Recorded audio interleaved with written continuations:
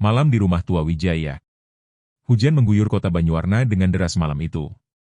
Jalan-jalan kecil yang biasanya ramai kini sepi, hanya lampu jalan yang berkedip temaram di antara kabut yang turun perlahan. Di ujung jalan Braga Lama, berdiri sebuah rumah besar peninggalan kolonial, Rumah Wijaya, milik keluarga terpandang yang telah lama menjadi bahan pembicaraan warga. Detektif Adrian Prasetya, pria berusia 30-an dengan tatapan tajam dan langkah tenang, turun dari mobil hitamnya. Mantel abu-abu yang ia kenakan sudah basah di bahu, namun ekspresinya tetap dingin. Di tangannya, ia membawa map berisi laporan singkat dari kepolisian. Korban, Surya Wijaya, 58, pengusaha batik. Ditemukan tewas di ruang tamu pukul 22.15. Tidak ada tanda perampokan. Sarung tangan putih ditemukan di sebelah tubuh korban. Ia disambut oleh Bribka Tama, polisi muda yang tampak gugup. "Terima kasih sudah datang, Pak Adrian. Semua orang di dalam menunggu Bapak," katanya pelan. Adrian hanya mengangguk. "Baik. Jangan biarkan siapapun keluar dari rumah ini." Begitu melangkah masuk, aroma kayu tua bercampur debu dan parfum mahal menyambutnya. Ruang tamu luas dengan perabotan antik, namun suasana tegang terasa jelas. 5 orang berdiri di sana, masing-masing dengan wajah gelisah. Ratna Wijaya, istri korban, anggun namun wajahnya pucat, mata sembab bekas menangis. Arman, anak sulung, berwajah keras dan penuh curiga. Dina, anak bungsu yang tampak lemah lembut tapi menyimpan sesuatu di balik sorot matanya. Raka, keponakan korban, pemuda yang baru kembali dari luar negeri. Santi, pembantu rumah tangga yang sudah bekerja puluhan tahun di sana. Adrian memandangi mereka satu persatu sebelum berbicara, "Saya ingin semua tetap di ruangan ini. Tak ada yang meninggalkan tempat sebelum saya mengizinkan." Bu Ratna menggenggam sapu tangannya erat. "Detektif, siapa yang tega melakukan ini?" "Surya, dia tidak punya musuh." Adrian melangkah mendekati tubuh Surya Wijaya yang telah ditutup kain putih. Ia berlutut, mengangkat sedikit kain itu. Luka tusuk di dada kiri, 1 kali, tepat mengenai jantung. Tak ada darah tercecer di sekitar lantai, aneh. Di sebelah kanan tubuh, tergeletak sepasang sarung tangan putih dari bahan sutra halus. Bersih. Tak ada noda darah sedikit pun. "Barang ini ditemukan di sini?" tanya Adrian. Bribka Tama mengangguk. "Ya, Pak. Tapi tidak ada sidik jari di benda itu." "Menarik," gumam Adrian sambil menatap sarung tangan itu lama-lama. "Benda ini bukan milik korban, saya yakin." Ia berdiri dan menatap ke arah jendela besar di belakang sofa. Daun jendela terbuka sedikit. Ada bekas lumpur di bingkainya, tapi tidak ada jejak kaki keluar. "Apakah rumah ini dikunci dari dalam?" Raka menjawab, "Semua pintu terkunci, kecuali jendela itu." "Tapi sulit, detektif, siapa yang masuk lewat jendela dengan sarung tangan bersih begitu?" Adrian menatapnya tajam. "Mungkin orang itu tak perlu masuk." Malam semakin larut. Petir menyambar di kejauhan.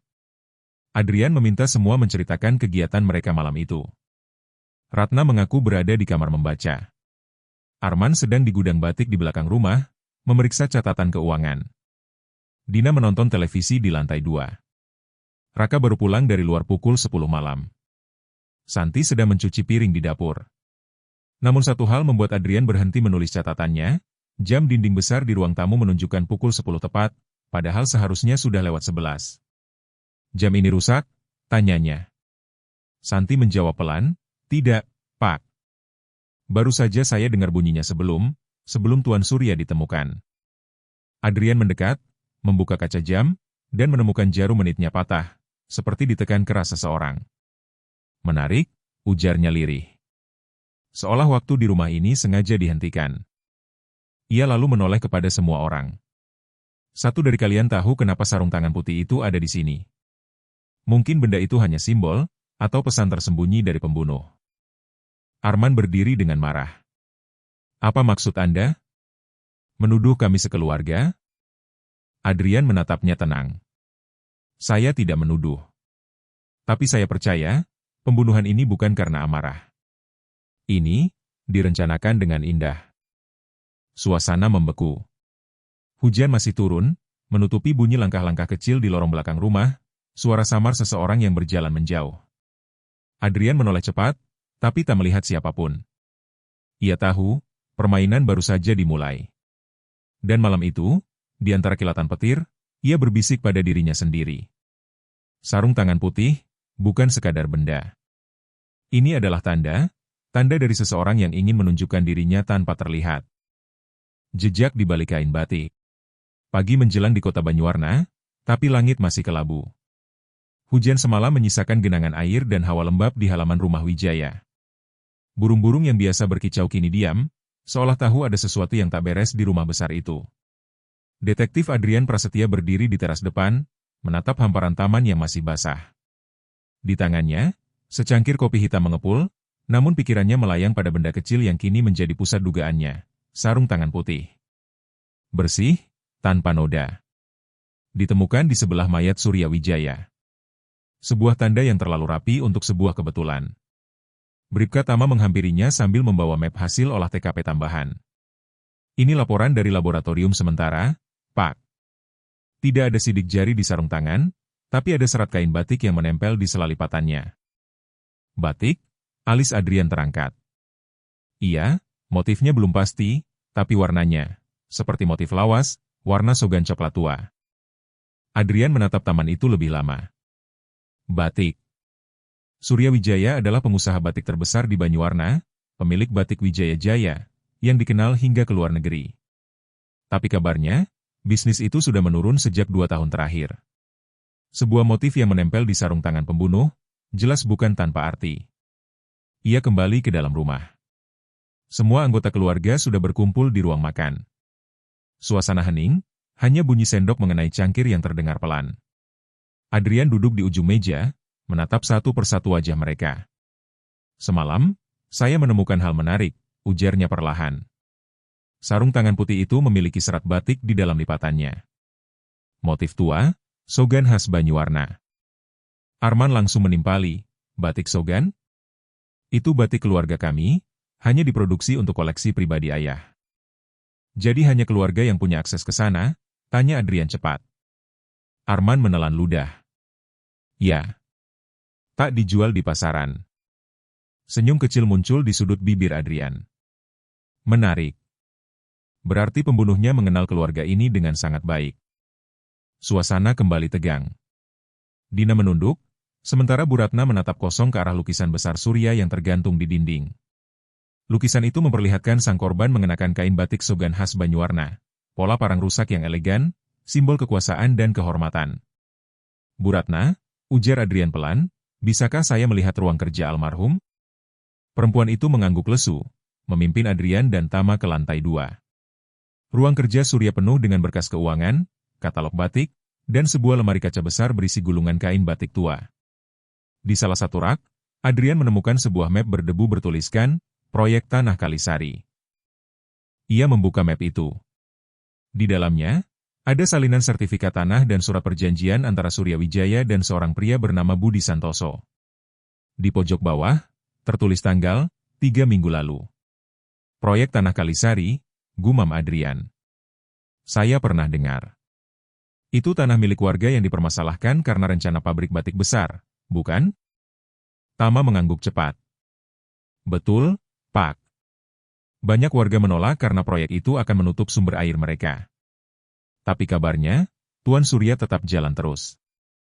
Adrian menatap lembaran itu dengan tajam. Jadi, korban punya banyak musuh di luar rumah ini. Namun hatinya berkata lain, motif yang sejati selalu berakar dari dalam. Ia berbalik dan melihat meja kerja yang tertata rapi. Di atasnya, sebuah cangkir teh masih berisi separuh, sudah dingin. Di bawah cangkir itu, selembar kain batik kecil terselip. Adrian menariknya perlahan. Potongan batik sogan, robek di tepi, dan di pojoknya ada noda kecil warna merah kecoklatan. Ia mendekatkan kain itu ke hidungnya. Bukan darah, gumamnya, ini cat warna. Adrian menatap sekeliling. Di dinding, ada beberapa kanvas kosong dan palet warna kering. Apakah almarhum melukis? Bu Ratna menjawab pelan, belakangan ini, iya. Dia bilang melukis menenangkan pikirannya. Tapi, ada satu lukisan yang dia simpan di kamar pribadinya. Katanya belum selesai. Mereka menuju kamar pribadi Surya. Di dalam, aroma cat minyak menyengat. Di sudut ruangan berdiri kanvas besar yang tertutup kain putih. Adrian menarik kain itu perlahan, dan di hadapannya tampak lukisan yang aneh. Lukisan itu menggambarkan 5 sosok manusia berpakaian batik Shogun, berdiri melingkar mengelilingi satu peti kayu di tengah. Tapi satu hal yang membuat bulu kuduk berdiri. Semua sosok dalam lukisan memakai sarung tangan putih. Lukisan ini dibuat kapan? Tanya Adrian datar. Beberapa hari sebelum beliau meninggal, jawab Bu Ratna lirih. Dia tak pernah menjelaskan artinya. Adrian memperhatikan setiap detail. Salah satu sosok dalam lukisan memiliki bentuk wajah yang sangat mirip dengan Arman. Ia memandangi Bu Ratna lama. Saya ingin semua anggota keluarga tidak meninggalkan rumah ini. Mulai hari ini, rumah ini bukan sekadar tempat tinggal, tapi juga tempat kebenaran bersembunyi. Setelah semua keluar, Adrian berdiri sendirian di kamar itu. Ia menatap sarung tangan putih yang kini disimpan dalam plastik bukti. Sarung tangan bersih, kain batik Shogun, dan lukisan 5 sosok. Ada pesan tersembunyi di sini. Korban tahu seseorang akan datang. Dan dia menyiapkan peringatan. Di luar, hujan kembali turun. Petir membelah langit. Adrian tahu, rahasia besar keluarga Wijaya baru saja membuka sedikit tirainya. Dan di balik kain batik yang indah itu, tersembunyi noda yang tak akan pernah hilang. Lukisan yang berbicara. Fajar belum sepenuhnya terbit, namun lampu di ruang kerja detektif Adrian Prasetya di rumah Wijaya sudah menyala. Ia duduk di depan kanvas besar yang semalam ia temukan, lukisan 5 sosok bersarung tangan putih mengelilingi sebuah peti kayu. Tatapannya tajam, jarinya menyusuri setiap guratan kuas yang dibuat dengan cermat. Semakin lama ia menatap, semakin jelas baginya bahwa lukisan ini bukan sekadar karya seni. Ini adalah pesan. Di pojok bawah kanan lukisan, terdapat tanda tangan Surya Wijaya yang hampir tertutup cat.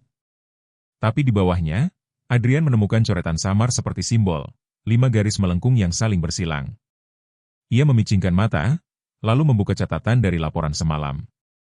5 orang di rumah ini, 5 sosok di lukisan ini, gumamnya. Ratna, Arman, Dina, Raka, dan Santi. Semuanya ada dalam rumah malam pembunuhan itu. Namun siapa yang memegang kunci, peti kayu, dalam lukisan? Apa maknanya? Langkah kaki lembut terdengar di belakang. Dina, dengan rambut masih terurai, berdiri di ambang pintu sambil membawa secangkir teh. Detektif, saya tidak bisa tidur. Bolehkah saya duduk? Adrian mengangguk, masih menatap lukisan. Boleh. Katakan, Nona Dina, apakah Anda tahu arti lukisan ini? Dina menatapnya lama, matanya berkaca-kaca. Ayah mulai melukis itu 3 hari sebelum dia meninggal. Ia bilang, setiap orang di rumah ini punya warna yang tak sama, tapi tangan mereka bersih di luar. Saya tak paham maksudnya, tapi, suaranya gemetar, dia tampak takut, detektif. Seperti sedang diawasi. Adrian memperhatikan nada suaranya. Dia sempat menyebut seseorang secara spesifik? Tidak. Tapi, seminggu lalu, ayah bertengkar hebat dengan Kak Arman. Tentang warisan tanah keluarga di Kalisari. Ayah ingin membaginya untuk semua, tapi Kak Arman menolak. Katanya tanah itu milik penerus bisnis batik saja, bukan keluarga besar.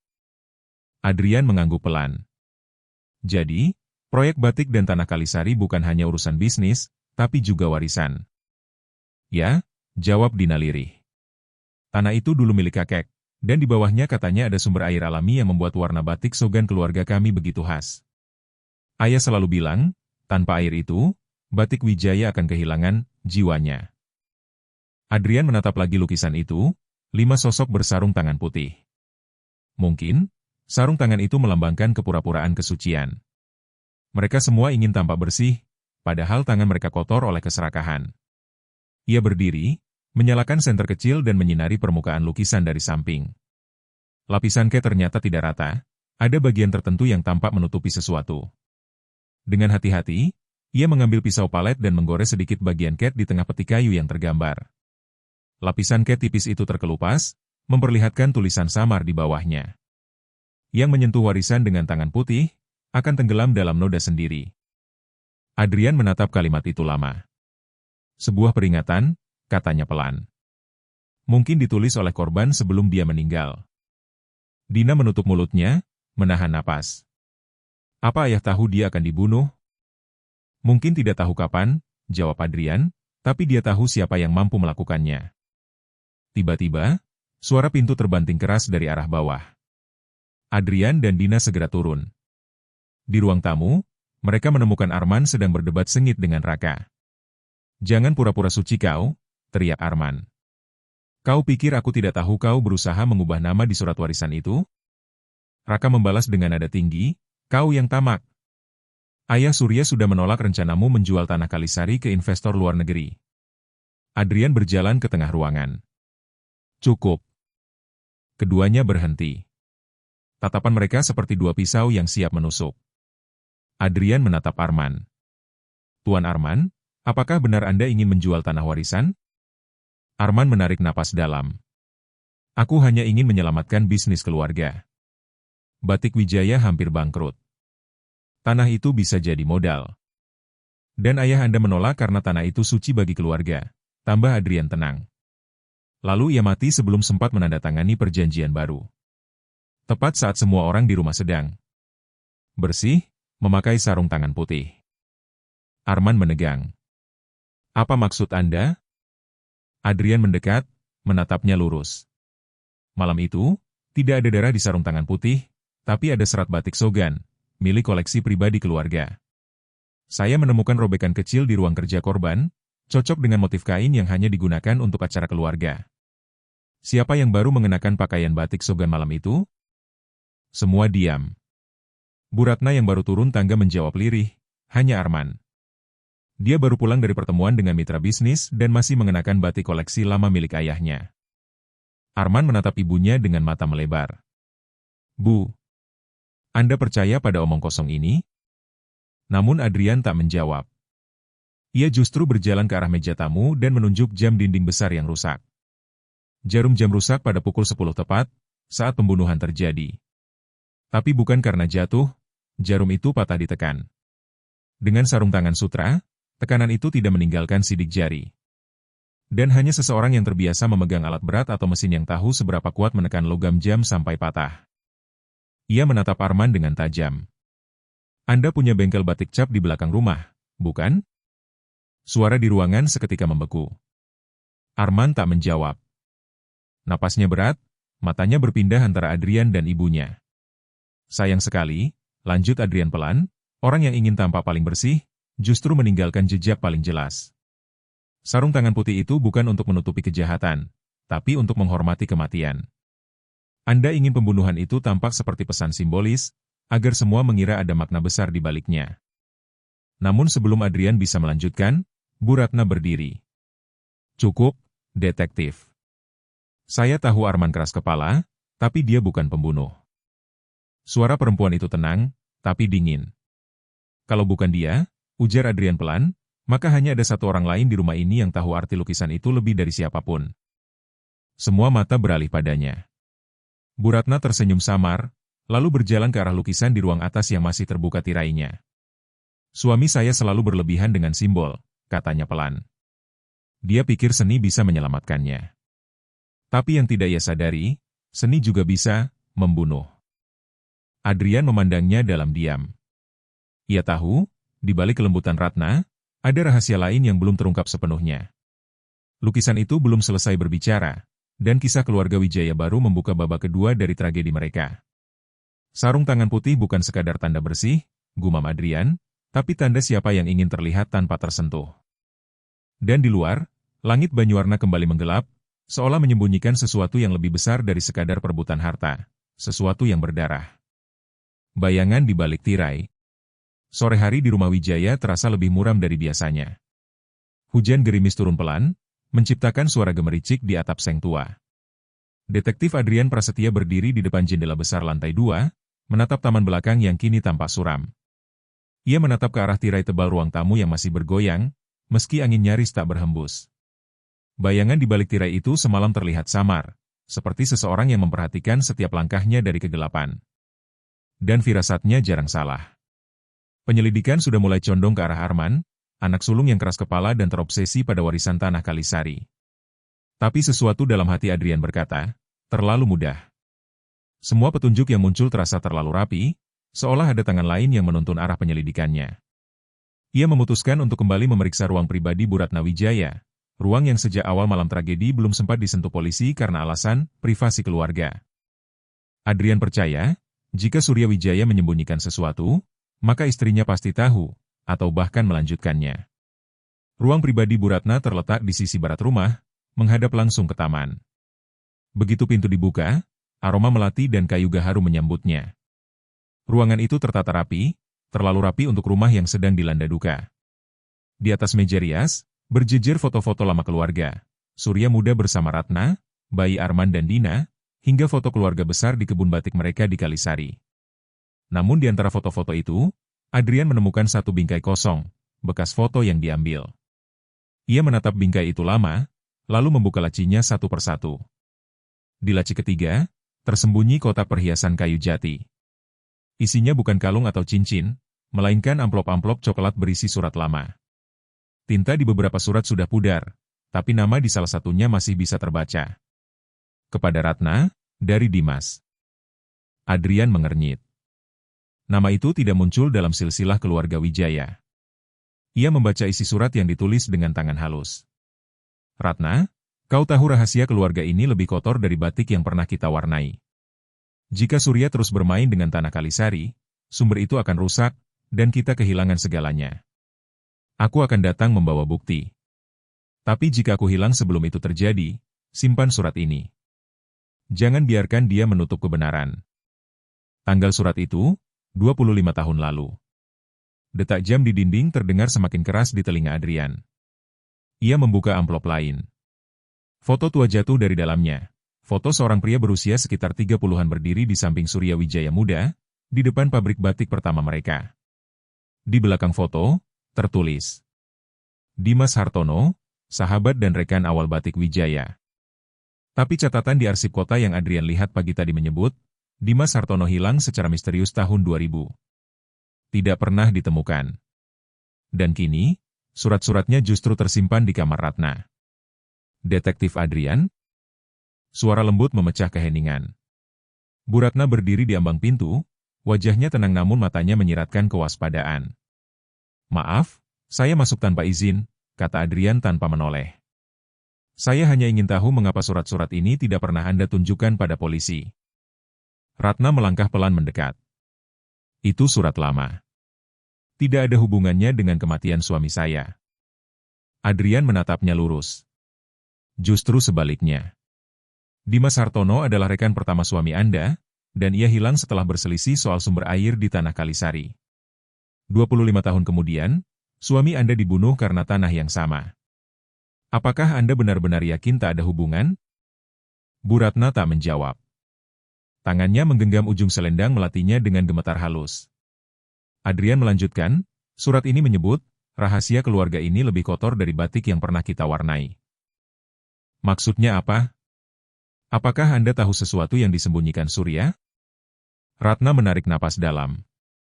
Ia duduk perlahan di kursi rias, menatap pantulan wajahnya di cermin. Surya, bukan pria jahat, detektif. Tapi ia terjebak dalam dosa masa lalu.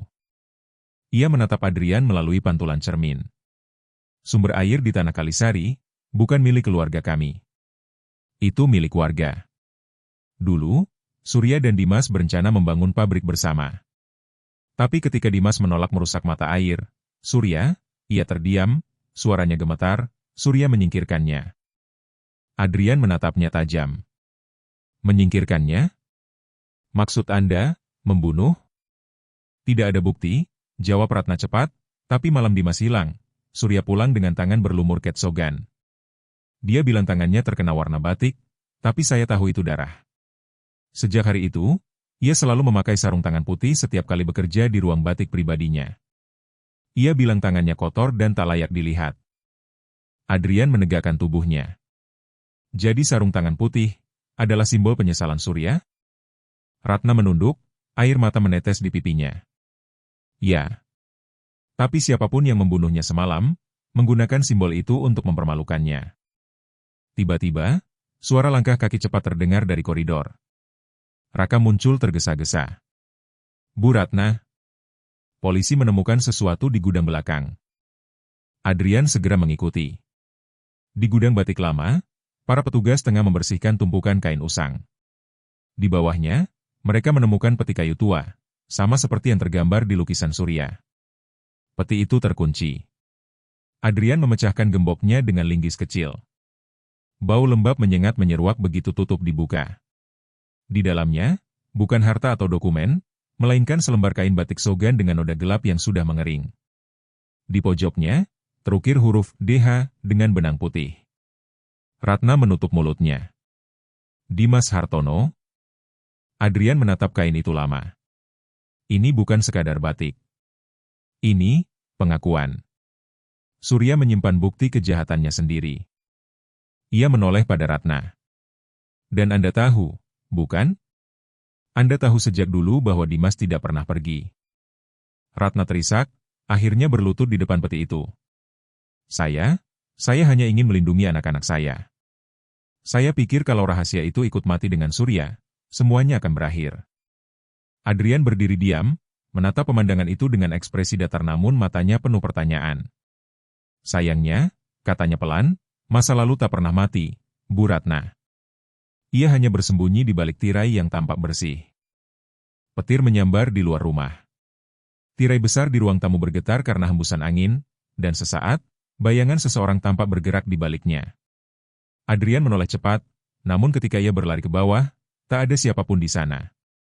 Hanya tirai yang berkibar pelan, meninggalkan aroma melati samar. Ia menatap ke arah luar jendela yang basah oleh hujan, berbisik pada dirinya sendiri. Bayangan di balik tirai bukan milik masa lalu. Ada seseorang yang masih hidup, dan sedang mengamati. Suara dari bawah tanah. Pagi di Banyuwarna kembali berkabut.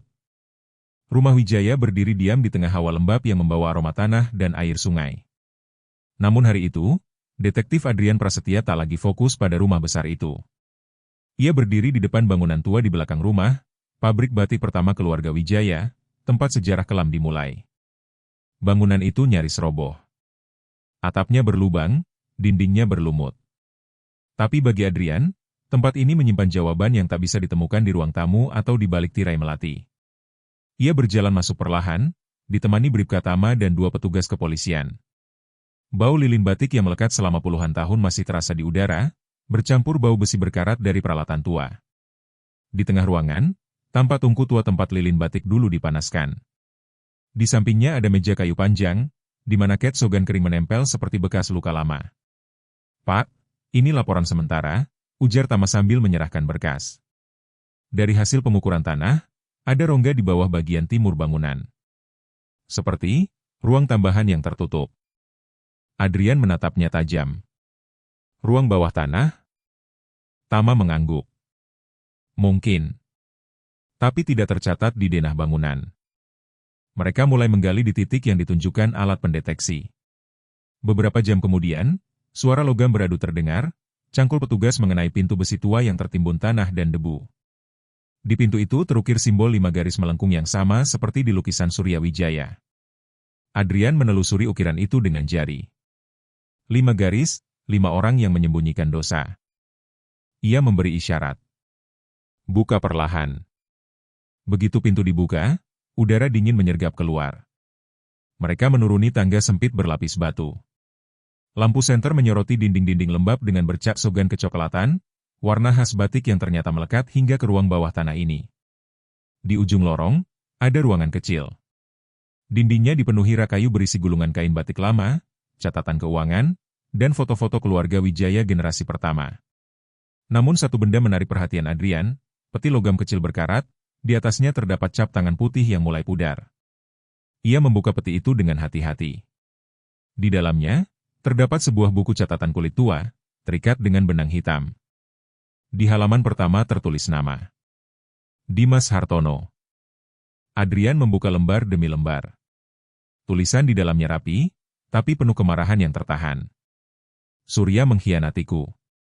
Ia mencampurkan limbah pewarna sintetis ke mata air Kalisari untuk memperbanyak produksi. Aku memperingatkannya, tapi dia bilang uang lebih penting daripada tradisi. Jika aku hilang, berarti dia yang menyingkirkanku. Dan bila suatu hari seseorang menemukan buku ini, tolong bersihkan nama Kalisari. Adrian terdiam. Ia menyentuh halaman terakhir, tertulis tanggal 3 Mei 2000, hari di mana Dimas dilaporkan hilang. Namun di balik halaman itu, terselip foto lain, Dimas dan seorang perempuan muda berkerudung melati, Ratna Wijaya di masa muda. Tama yang berdiri di sampingnya bergumam pelan, jadi Bu Ratna dan Dimas? Adrian menutup buku itu perlahan. Bukan sekadar teman lama. Mereka punya hubungan sebelum Surya menikahinya. Dan mungkin, itulah akar semua tragedi ini. Mereka membawa buku itu ke permukaan. Saat keluar dari pabrik tua, Adrian melihat Raka berdiri di kejauhan, di bawah payung hitam. Pemuda itu menatapnya lama, sebelum akhirnya melangkah mendekat. "Detektif," katanya pelan, "saya tahu Anda menemukan sesuatu." Adrian menatapnya datar. "Harusnya kau ada di rumah." Raka menghela napas. "Saya kesini karena saya tahu tempat ini menyimpan rahasia keluarga. Kakek pernah cerita pada saya tentang pabrik ini. Tapi saya tak tahu sampai segelap ini." Adrian memperhatikan gerak tubuhnya yang gelisah.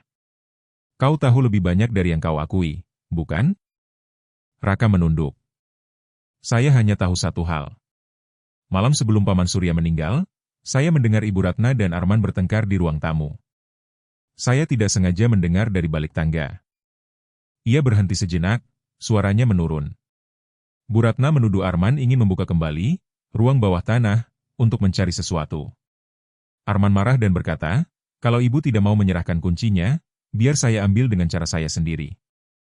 Adrian menatapnya tajam. "Kunci?" "Pintu bawah tanah itu terkunci dengan gembok tua. Kau tahu siapa yang punya kuncinya?" Raka mengangguk pelan. "Bu Ratna." "Hanya beliau." Sore menjelang. Adrian kembali ke rumah utama membawa buku catatan Dimas. Bu Ratna sudah menunggu di ruang tamu, mengenakan kebaya hitam. Di meja, ada secangkir teh melati, masih hangat, seolah ia tahu Adrian akan datang. "Detektif," katanya tenang, "saya dengar Anda menemukan sesuatu di pabrik." Adrian meletakkan buku catatan itu di atas meja. "Ini milik Dimas Hartono. Ia menulis semua yang terjadi, tentang Surya, tentang sumber air, dan tentang Anda." Bu Ratna menatap buku itu lama. "Jadi akhirnya ditemukan juga. Kenapa Anda tidak menghancurkannya?" Ratna tersenyum lemah. "Karena sebagian dari diri saya masih ingin kebenaran keluar, tapi bukan dengan tangan saya." Adrian menatapnya lurus. "Anda tahu Surya akan dibunuh, bukan?" Ratna tidak menjawab. Sarung tangan putih di sebelah jasadnya bukan milik korban.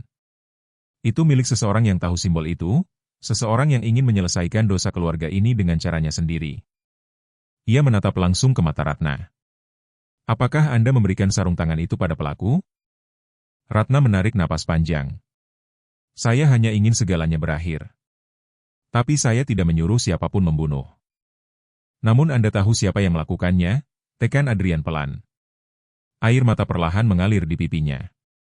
"Saya melihatnya malam itu. Dari balik tirai. Seseorang berjalan ke ruang tamu dengan sarung tangan putih dan sebilah pisau kecil. Saya ingin menghentikannya, tapi kaki saya tak sanggup bergerak. Dan ketika saya berlari, semuanya sudah terlambat." Adrian menatapnya tajam. "Siapa, Bu Ratna?" Ratna menunduk. Suaranya hampir tak terdengar. "Bukan Arman. Bukan Raka. Tapi, orang yang paling saya percaya selama ini." Adrian diam sesaat, lalu berbisik, "Santi." Ratna menangis keras kali ini. "Ya, Santi.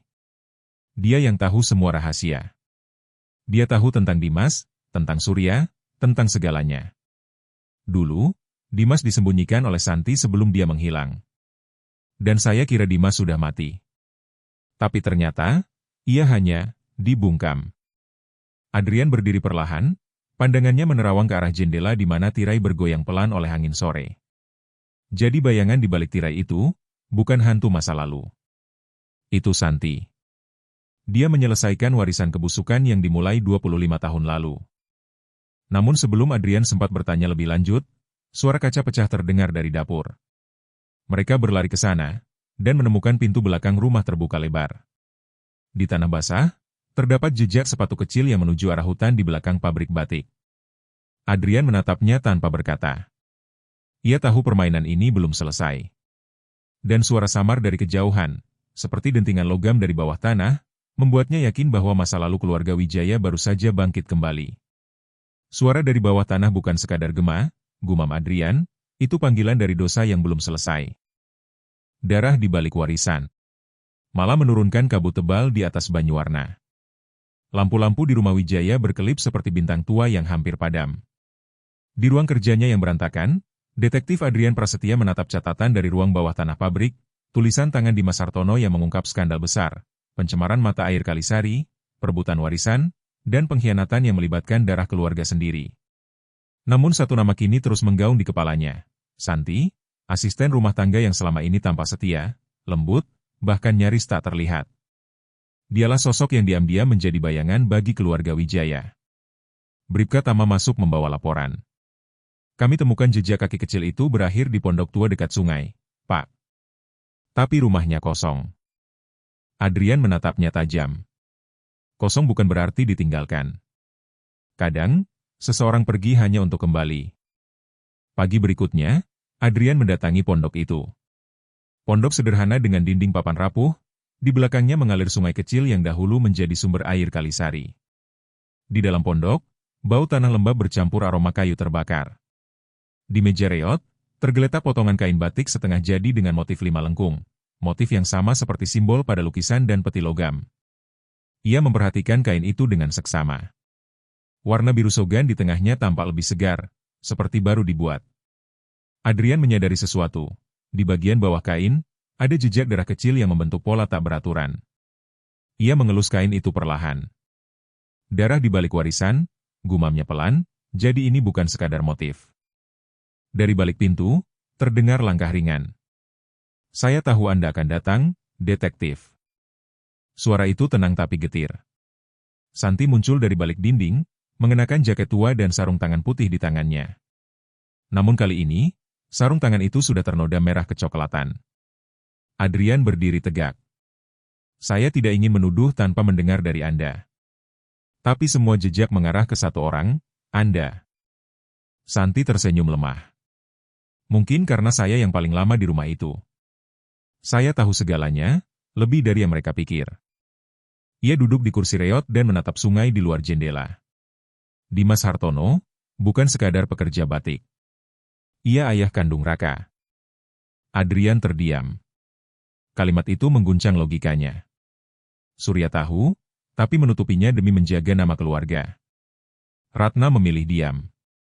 Tapi saya, suaranya bergetar, saya tidak bisa dia melihat Dimas diusir, dipukul, dan akhirnya dibuang hanya karena dia mencintai wanita yang salah. Santi menatap sarung tangannya. Saya menyembunyikan Dimas di ruang bawah tanah pabrik selama beberapa hari setelah dia menghilang. Tapi luka di kepalanya parah. Ia meninggal di pelukan saya, sambil memegang kain batik yang belum selesai, motif 5 lengkung itu. Katanya, ini simbol pengampunan. Tapi bagi saya, itu simbol kutukan. Adrian menatapnya tajam. Dan 25 tahun kemudian, Anda membunuh Surya untuk membalas kematian Dimas. Santi menggeleng perlahan. Bukan membalas. Saya hanya ingin mengakhiri lingkaran dosa. Surya ingin menjual pabrik lama itu ke investor luar negeri. Padahal di bawahnya terkubur rahasia yang bisa menghancurkan nama besar Wijaya. Kalau tempat itu digali, semua akan tahu bagaimana Dimas mati. Saya tidak bisa membiarkan itu terjadi. Ia berdiri, berjalan ke arah jendela. Saya datang malam itu membawa sarung tangan putih, simbol dari Dimas. Tapi saya hanya ingin berbicara. Surya menolak. Ia menampar saya dan menyebut Dimas pengkhianat. Saya kehilangan kendali. Santi menatap Adrian dengan mata berair. Pisau itu seharusnya untuk memotong kain, bukan nyawa. Bribka Tama masuk tergesa. Pak, kami temukan sesuatu di sumur belakang pondok. Mereka bertiga berjalan ke sana. Di dasar sumur kering, tampak peti kayu tua dengan ukiran sama seperti di peti logam bawah tanah. Di dalamnya, terdapat lembaran akta warisan asli keluarga Wijaya, dokumen yang sudah lama dinyatakan hilang. Adrian membaca bagian atasnya. Segala hak atas tanah dan usaha batik Wijaya diwariskan kepada keturunan sah Dimas Hartono, sesuai perjanjian tahun 1999. Ia menatap Santi. Jadi Surya bukan pewaris sebenarnya. Santi mengangguk. Itulah sebabnya dia menyingkirkan Dimas. Warisan itu seharusnya untuk Raka, darah Dimas yang sah. Tapi Ratna tak pernah berani mengakuinya. Adrian menutup dokumen itu pelan. Kebenaran ini akan mengguncang seluruh Banyuwarna. Biarlah, jawab Santi lirih. Selama nama Dimas dibersihkan, saya rela menanggung sisanya. Namun sebelum mereka sempat keluar dari area pondok, suara mesin kendaraan terdengar mendekat. Sebuah mobil hitam berhenti di depan. Raka turun tergesa, wajahnya pucat. Detektif. Saya dengar Anda menemukan sesuatu. Tatapan Raka bertemu dengan Santi. Keheningan menggantung di udara. Santi menatap pemuda itu dengan mata lembut. Raka, aku pernah menggendongmu waktu kecil. Aku berjanji pada Dimas akan menjagamu, meski dunia ini memanggilmu Wijaya, bukan Hartono. Raka terdiam, napasnya gemetar. Jadi, semua ini karena aku? Bukan karena kamu, jawab Santi lembut. Tapi untukmu. Agar kamu tahu dari mana darahmu berasal. Ia melepas sarung tangan putih itu perlahan dan meletakkannya di tangan Raka. Ini bukan simbol pembunuhan, nak. Ini simbol kebenaran yang akhirnya bersih dari noda. Polisi menjemput Santi beberapa menit kemudian. Saat dibawa pergi, ia sempat berbisik kepada Adrian. Tolong, katakan pada Bu Ratna, aku menepati janjiku. Senja turun di Banyuwarna. Adrian berdiri di tepi sungai Kalisari, memandangi arus yang perlahan membersihkan lumpur di permukaannya. Di tangannya, ia memegang lembar terakhir catatan Dimas Hartono. Kebenaran mungkin terkubur, tapi tidak akan membusuk. Ia akan bangkit bersama air yang jernih. Adrian menghela napas panjang. Darah di balik warisan akhirnya terungkap. Tapi apakah air yang keruh benar-benar bisa menjadi bening kembali? Di kejauhan, rumah Wijaya tampak sunyi, seperti bangunan tua yang akhirnya menunduk pada sejarahnya sendiri. Namun dari arah pabrik batik lama, samar-samar terdengar bunyi lilin mencair dan tetesan air menetes dari atap rusak. Banyuwarna kembali tenang. Tapi Adrian tahu, kedamaian itu bukan akhir. Ia hanyalah jeda antara keadilan dan penyesalan. Pengadilan di balik kabut. Kabut pagi menutupi halaman rumah besar keluarga Wijaya. Udara terasa berat, seolah langit sendiri enggan menyaksikan apa yang akan terjadi hari itu. Detektif Adrian Prasetya berdiri di ruang utama, ruangan megah yang kini tak lagi memancarkan keanggunan, melainkan ketegangan yang nyaris membeku. Di hadapannya, duduk Bu Ratna, mengenakan kebaya hitam dan selendang abu-abu. Wajahnya lelah tapi tegar. Di sisi kanan, Arman menatap lantai, tangan terkepal. Di sebelah kiri, Raka menunduk dalam diam. Beberapa petugas kepolisian berjaga di belakang. Di meja tengah, Adrian meletakkan benda-benda yang menjadi saksi kebohongan dan darah, buku catatan Dimas Hartono, akta warisan asli, sarung tangan putih, dan potongan kain batik bermotif 5 lengkung. Terima kasih sudah hadir, ujar Adrian tenang. Kita tidak berada di ruang sidang, tapi hari ini saya ingin kebenaran berdiri di antara kita. Bukan nama besar, bukan warisan, tapi fakta. Ruangan itu sunyi. Hanya suara detik jam tua di dinding yang terdengar. Adrian membuka buku catatan lusuh di hadapannya. Semua ini dimulai 25 tahun lalu, katanya. Ketika Dimas Hartono, seorang perajin batik jenius, bekerja untuk keluarga Wijaya. Ia bukan hanya pengrajin, tapi juga kekasih Bu Ratna sebelum Surya menikahinya. Dari hubungan itu, lahirlah seorang anak, Raka. Raka mendongak, napasnya tertahan. Surya mengetahui hal itu, lanjut Adrian. Ia marah, bukan hanya karena rasa cemburu, tapi karena perjanjian warisan yang ditandatangani ayahnya menyebutkan, siapapun keturunan Dimas berhak atas separuh tanah dan usaha batik keluarga. Artinya, Rakalah pewaris sah. Maka, Surya menyingkirkan Dimas, memalsukan kematiannya sebagai kecelakaan dan menguburnya di bawah pabrik lama. Arman menatap kaget.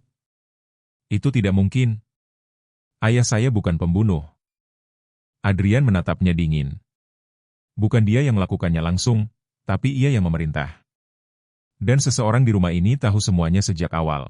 Santi. Bu Ratna menutup mulutnya pelan, air mata jatuh di pipinya. Santi, dia hanya ingin melindungi Dimas. Benar, ujar Adrian. Ia menyembunyikan Dimas yang sekarat di ruang bawah tanah. Tapi luka Dimas terlalu parah. Ia meninggal, meninggalkan kain batik terakhir yang belum selesai. Motif 5 lengkung, simbol permintaan maaf dan pengampunan. Ia mengangkat kain itu ke arah cahaya. Namun bagi Santi, ini bukan simbol damai. Ini simbol kutukan atas dosa keluarga Wijaya. 25 tahun kemudian, ketika Surya berencana menjual pabrik lama, Santi tahu rahasia itu akan terbongkar. Maka ia datang malam itu, dengan sarung tangan putih. Bu Ratna menggigil. Saya melihatnya, dari balik tirai. Saya tahu itu Santi, tapi saya tak mampu menghentikannya. Saya pikir, mungkin Tuhan sendiri mengizinkannya. Adrian menatapnya tajam. Anda tidak bersalah karena diam, Bu. Tapi diam itulah yang membuat darah mengalir lagi di rumah ini. Arman berdiri, wajahnya merah. Jadi kami semua hidup di atas kebohongan itu? Dan warisan yang saya pertahankan selama ini bukan milik keluarga saya? Adrian menatapnya tenang. Warisan ini memang bukan milik darah Surya, tapi milik darah Dimas, Raka. Namun harta bukanlah tujuan dari kisah ini. Yang sesungguhnya diwariskan adalah dosa.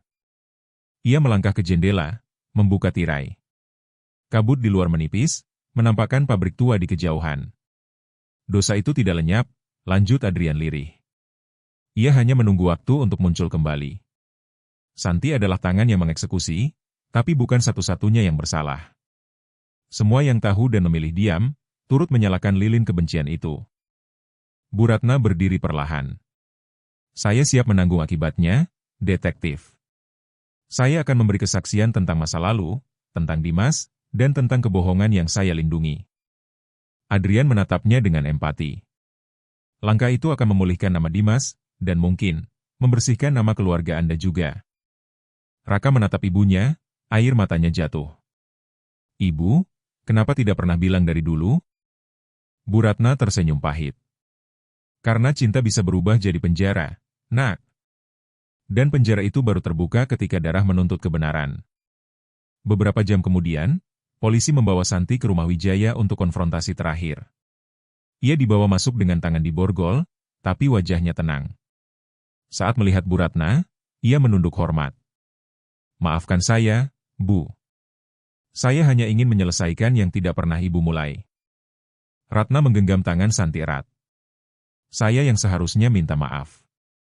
Dimas meninggal dalam diam karena saya pengecut. Tapi hari ini, saya tidak akan diam lagi. Air mata mengalir di pipi Santi. Kalau begitu, saya bisa tenang. Adrian menutup map penyelidikan di hadapan semua orang.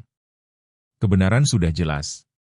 Pembunuh Surya Wijaya adalah Santi, tapi akar dari pembunuhan ini adalah kebohongan lama yang ditanam 25 tahun lalu. Sarung tangan putih bukan sekadar alat pembunuhan, tapi simbol seseorang yang mencoba membersihkan dosa keluarga dengan caranya sendiri. Ia menatap mereka satu persatu. Namun darah tak bisa membersihkan darah. Hanya pengakuan yang bisa menutup luka. Polisi membawa Santi keluar perlahan. Di luar, kabut mulai pecah, dan sinar matahari pertama menembus sela pepohonan. Bu Ratna berdiri di beranda, menatap pabrik tua di kejauhan. Mungkin sekarang, batik kami bisa dibuat tanpa noda lagi, katanya pelan. Raka mendekat. Ibu, saya ingin meneruskan usaha batik ini. Tapi bukan dengan nama Wijaya. Saya akan menamainya, Batik Dimas, agar semua orang tahu siapa yang sesungguhnya menciptakan keindahan ini. Ratna tersenyum lirih. Itu pilihan yang benar, Nak. Sore harinya, Adrian meninggalkan Banyuwarna. Kabut telah menghilang, berganti langit jingga yang tenang. Ia berhenti sejenak di tepi sungai Kalisari, tempat air mengalir jernih di bawah sinar senja. Di sana, ia mengeluarkan sesuatu dari saku jasnya, sarung tangan putih yang telah dibersihkan dari noda darah. Ia meletakkannya di atas batu sungai dan berbisik. Kini warnamu kembali bersih. Semoga mereka yang memakainya belajar, bahwa keadilan tidak perlu tangan yang berlumur darah. Adrian menatap arus sungai yang menghapus sarung tangan itu dari pandangan. Lalu ia berbalik, melangkah perlahan meninggalkan Banyuwarna, kota yang akhirnya menanggalkan kabut dosanya.